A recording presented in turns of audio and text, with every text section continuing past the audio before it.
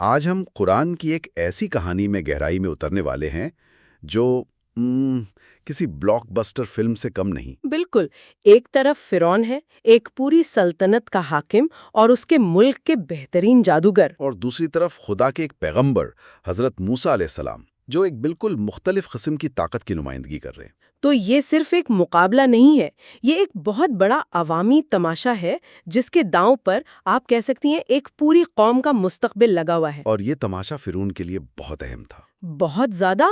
دیکھیں، اس کی حکومت صرف فوج پر نہیں تھی بلکہ شان و شوکت اور خوف کے تاثر پر قائم تھی۔ صحیح۔ تو اس مقابلے کا مقصد صرف حضرت موسیٰ کو نیچا دکھانا نہیں تھا، مقصد تھا اپنی رعایا کے سامنے اپنی طاقت اور اپنے نظام کی برتری کو ثابت کرنا۔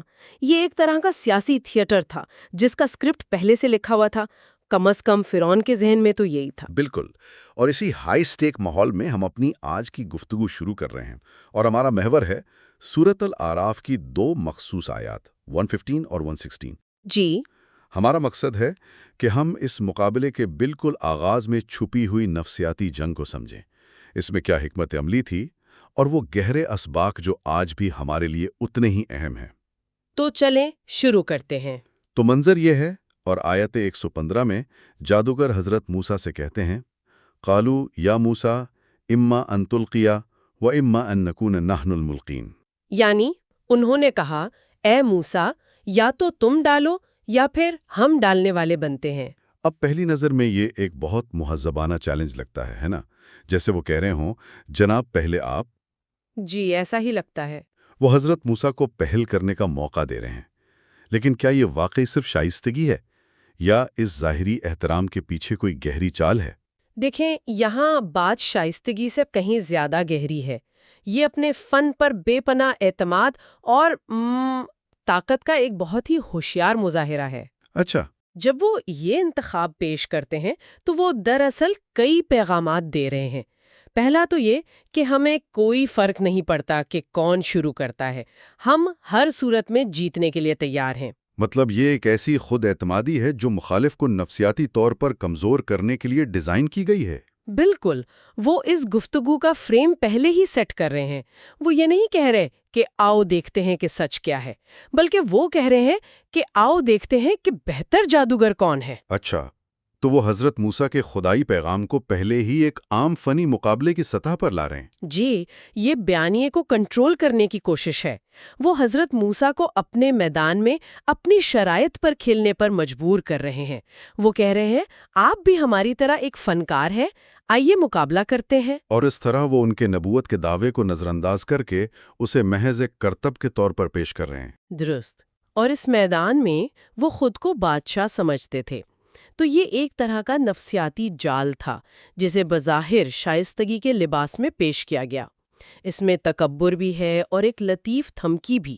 یہ بات بہت دلچسپ ہے کیونکہ آج کی دنیا میں بھی بحث و مباحثے میں اکثر یہی حربہ استعمال ہوتا ہے۔ ہوتا ہے، بالکل ہوتا ہے۔ کسی کے بنیادی موقع پر بات کرنے کے بجائے گفتگو کو ایسے زاویے پر لے جایا جاتا ہے جہاں مخالف کمزور نظر آئے۔ وہ بیانیے کی جنگ پہلے ہی جملے سے جیتنا چاہتے ہیں۔ بالکل۔ اور اسی لیے حضرت موسیٰ کا جواب اور بھی زیادہ طاقتور ہو جاتا ہے۔ آیت 116 کے شروع میں وہ انتہائی پرسکون اور مختصر جواب دیتے ہیں، اعلی القو۔ موسیٰ نے کہا، تم ہی ڈالو۔ وہ ان کی نفسیاتی چال میں نہیں پھنستے، وہ بحث نہیں کرتے، وہ اپنی برتری نہیں جتاتے، وہ بس خاموشی سے انہیں سٹیج دے دیتے ہیں۔ اور یہیں سے ڈرامہ اپنے عروج پر پہنچتا ہے۔ حضرت موسیٰ کے اس ایک لفظی جواب کے بعد جادوگر اپنا پورا شو شروع کر دیتے ہیں۔ جی، قرآن اس منظر کو یوں بیان کرتا ہے، فَلَمَّا أَلْقَوْا سَحَرُوا أَعْيُنَ النَّاسِ وَاسْتَرْهَبُوهُمْ وَجَاءُوا بِسِحْرٍ عَظِيمٍ۔ پس جب انہوں نے ڈالا تو لوگوں کی آنکھوں پر جادو کر دیا اور انہیں خوفزدہ کر دیا، اور وہ ایک بہت بڑا جادو لائے۔ اس ایک آیت میں اتنی گہرائی ہے کہ اس پر گھنٹوں بات ہو سکتی ہے۔ یقیناً۔ حضرت موسیٰ کا پرسکون مختصر جواب ان کے اپنے مشن پر مکمل یقین کو ظاہر کرتا ہے۔ انہیں کوئی جلدی نہیں ہے، وہ جانتے ہیں کہ ان کے پاس جو ہے وہ انسانی فریب سے کہیں بالاتر ہے۔ جبکہ دوسری طرف جادوگروں کا پورا دار و مدار اسی ظاہری شان و شوکت، اس شوق اینڈ او پر ہے۔ بالکل، اور قرآن یہاں ان کے عمل کو 3 حصوں میں تقسیم کر کے اس کی نوعیت کو واضح کرتا ہے، اور ہر حصہ بہت اہم ہے۔ چلیں اس کی تہیں کھولتے ہیں۔ پہلا حصہ ہے سحرو آیون الناس، انہوں نے لوگوں کی آنکھوں پر جادو کر دیا۔ یہ بات مجھے ہمیشہ بہت چونکا دیتی ہے۔ جی، قرآن یہ نہیں کہہ رہا کہ انہوں نے حقیقت بدل دی، بلکہ یہ کہ انہوں نے لوگوں کی آنکھوں کو دھوکہ دیا۔ اس کا کیا مطلب ہے؟ کہ جادو حقیقت پر نہیں بلکہ صرف نظر پر اثر انداز ہو رہا تھا؟ یہ اس پورے واقعے کا سب سے اہم نقطہ ہے۔ قرآن بہت واضح طور پر حقیقت یعنی ریالٹی اور حقیقت کے تصور یعنی پرسیپشن آف ریالٹی میں فرق کر رہا ہے۔ اچھا، جادوگروں نے رسیوں اور لاٹھیوں کو اصلی سانپوں میں تبدیل نہیں کیا، انہوں نے ایک بہت بڑا اجتماعی واہم، ایک ماس ایلوژن پیدا کیا۔ تو یہ جدید دور کی ہپنوسس یا بصری دھوکے جیسا کچھ تھا؟ جی، آپ کہہ سکتی ہیں، یہ ایک بہت بڑا مظاہرہ تھا۔ ان کا جادو اشیاء پر نہیں بلکہ حاضرین کے ذہنوں پر، ان کے حواس پر کام کر رہا تھا۔ تو اس کا مطلب یہ ہوا کہ سچائی اپنی جگہ قائم تھی، لیکن لوگوں کی اسے دیکھنے کی صلاحیت کو ہائی جیک کر لیا گیا تھا۔ بالکل، مسئلہ رسیوں میں نہیں تھا، مسئلہ دیکھنے والوں کی آنکھوں اور ذہنوں میں پیدا کیا گیا تھا۔ یہ تو آج کے دور کے لیے ایک بہت بڑا سبق ہے، جہاں میڈیا اور ٹیکنالوجی کے ذریعے ہمارے تصورات کو مسلسل متاثر کیا جاتا ہے۔ بالکل، اور یہیں سے دوسرا نقطہ نکلتا ہے جو اس دھوکے کے مقصد کو واضح کرتا ہے، وَاسْتَرْهَبُوهُمْ، اور انہیں خوفزدہ کر دیا۔ یعنی یہ کوئی تفریحی میجک شو نہیں تھا؟ ہرگز نہیں، اس کا ایک واضح سیاسی اور جذباتی مقصد تھا۔ استرہاب کا لفظ رہب سے نکلا ہے، جس میں صرف ڈر نہیں بلکہ دہشت اور ہیبت کا مفہوم ہے۔ اچھا، وہ ایک ایسا ماحول بنانا چاہتے تھے جہاں لوگ خوف سے مفلوج ہو جائیں اور ان کی تنقیدی سوچ کی صلاحیت ختم ہو جائے۔ اور یہ خوف ہی تو فرعونی حکومت کا بنیادی ستون تھا۔ جی، اس کا پورا نظام اطاعت پر مبنی تھا، جو خوف سے پیدا ہوتی تھی۔ تو جادوگر صرف اپنا فن نہیں دکھا رہے تھے، وہ دراصل فرعونی نظام حکومت کو مضبوط کر رہے تھے۔ آپ نے اسے بالکل صحیح سیاسی تناظر میں رکھا ہے۔ وہ عوام کو یاد دلا رہے تھے کہ ریاست کے پاس ایسی طاقتیں ہیں جو انہیں دہشت زدہ کر سکتی ہیں۔ بالکل، پہلے آنکھوں کو دھوکہ دو اور پھر اس دھوکے کو استعمال کر کے دلوں میں خوف بٹھا دو۔ جب انسان خوف زدہ ہوتا ہے تو وہ عقلی سوالات نہیں پوچھتا، وہ صرف اطاعت کرتا ہے۔ اور پھر تیسرا نقطہ آتا ہے جو اس پورے تماشے کے پیمانے کو بیان کرتا ہے۔ وَجَاءُوا بِسِحْرٍ عَظِيمٍ، اور وہ ایک بہت بڑا جادو لائے۔ یہ بات بھی بہت دلچسپ ہے کہ قرآن خود ان کے کام کو عظیم کہہ رہا ہے۔ جی، عظیم۔ وہ اسے معمولی کہہ کر رد نہیں کر رہا۔ اس کا مطلب ہے کہ یہ واقعی ایک بہت متاثر کن اور بڑے پیمانے پر کیا گیا فریب تھا۔ جی ہاں، اور یہ قرآن کی موضوعیت ہے۔ وہ ان کے فن کی تاثیر کو تسلیم کر رہا ہے۔ یہ کوئی گلی محلے کا کرتب نہیں تھا، یہ ملک کے بہترین ماہرین کا سالہ سال کی محنت کا نتیجہ تھا، جسے قومی سطح پر پیش کیا جا رہا تھا۔ ظاہر ہے اس کا مقصد ہی یہ تھا کہ عوام دنگ رہ جائیں اور فرعون کی طاقت کے سامنے سر جھکا دیں۔ قرآن یہ کہہ رہا ہے کہ انسانی فریب اپنی انتہا پر تھا۔ یہ وہ بہترین دھوکہ تھا جو انسان پیدا کر سکتا تھا۔ ٹھیک ہے، تو اب سب سے بڑا سوال پیدا ہوتا ہے، اگر ان کا جادو اتنا عظیم تھا، اتنا مؤثر تھا کہ وہ ہزاروں لوگوں کی آنکھوں کو دھوکہ دے کر ان کے دلوں میں دہشت پیدا کر سکتا تھا، تو حضرت موسیٰ نے انہیں یہ سب کرنے کی اجازت ہی کیوں دی؟ یہ تو بہت بڑا رسک تھا۔ وہ خود پہل کر کے اس شو کو شروع ہونے سے پہلے ہی ختم کیوں نہیں کر دیتے؟ بظاہر یہ ایک رسک لگتا ہے، لیکن گہرائی میں یہ ایک ناقابل یقین حد تک ذہین اور پر اعتماد حکمت عملی تھی۔ اچھا، حضرت موسیٰ نے انہیں اپنا بہترین کھیل کھیلنے کا موقع دے کر انسانی فریب کو اس کی چوٹی پر پہنچا دیا۔ اس کے پیچھے 2 گہری وجوہات تھیں۔ کیا؟ پہلی وجہ یہ تھی کہ بعد میں تاریخ میں کوئی یہ نہ کہہ سکے کہ جادوگروں کو پورا موقع نہیں ملا، یا وہ تیار نہیں تھے، یا حضرت موسیٰ نے انہیں چالاکی سے شکست دے دی۔ انہوں نے اس امکان کو ہی ختم کر دیا۔ اچھا، تو انہوں نے میدان کو بالکل برابر کر دیا، بلکہ جادوگروں کو تھوڑا فائدہ بھی دے دیا تاکہ نتیجہ ہر قسم کی شک و شبہ سے بالاتر ہو۔ بالکل، اور دوسری اور سب سے اہم وجہ یہ تھی کہ اس نے ایک زیادہ گہرے، زیادہ طاقتور اور ناقابل تردید معجزے کے لیے بہترین سٹیج تیار کر دیا۔ وہ کیسے؟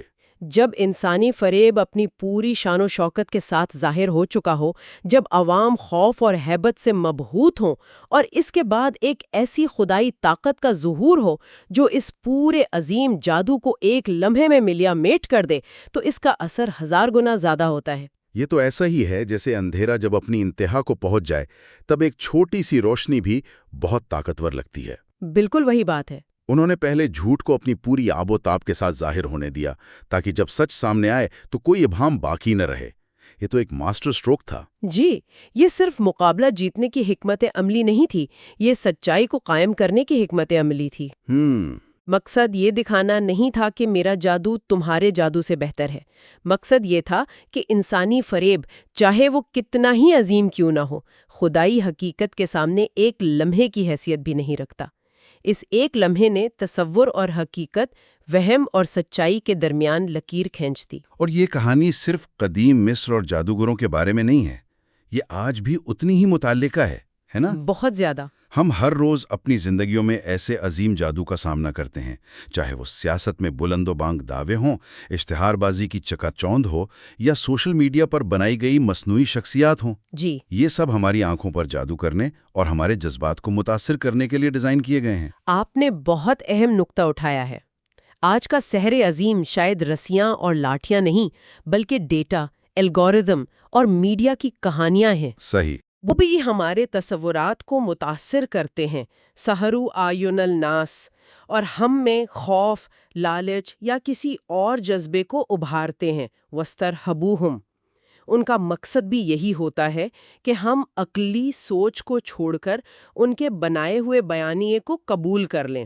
تو وہ اگر ہم آج کی اس گہری گفتگو کا خلاصہ کریں تو ہم نے دیکھا کہ جادوگروں کا ابتدائی چیلنج محض ایک سوال نہیں تھا، بلکہ بیانیے کو کنٹرول کرنے اور نفسیاتی برتری قائم کرنے کی ایک کوشش تھی۔ جی بالکل۔ ان کا عظیم جادو حقیقت کی تبدیلی نہیں تھا، بلکہ تصورات کو مسخ کرنے اور خوف پیدا کرنے کا ایک طاقتور فن تھا۔ درست۔ اور آخر میں حضرت موسیٰ کا انہیں پہلے موقع دینا ایک گہری حکمت عملی تھی جس نے انسانی فریب کو اپنی انتہا تک پہنچنے دیا تاکہ خدائی حقیقت کا ظہور تمام شکوک کو ختم کر دے۔ جی بالکل یہی بات ہے، اور یہاں سے ہمارے سامعین کے لیے ایک آخری سوچ نکلتی ہے۔ جی، یہ آیات ایک عظیم عوامی تماشے، ایک پبلک سپیکٹیکل کو بیان کرتی ہیں۔ یہ ہمیں اپنے دور کے عظیم جادو کے بارے میں سوچنے پر مجبور کرتی ہیں۔ وہ چیزیں جو ہماری توجہ حاصل کرتی ہیں، جو ہمیں مروب کرتی ہیں یا ہمارے اندر ہیبت اور خوف پیدا کرتی ہیں۔ آج کے دور میں وہ کون سے عظیم فریب ہیں جن کا ہمیں روز سامنا ہے، چاہے وہ خبروں میں ہوں، تفریح میں یا بازار میں؟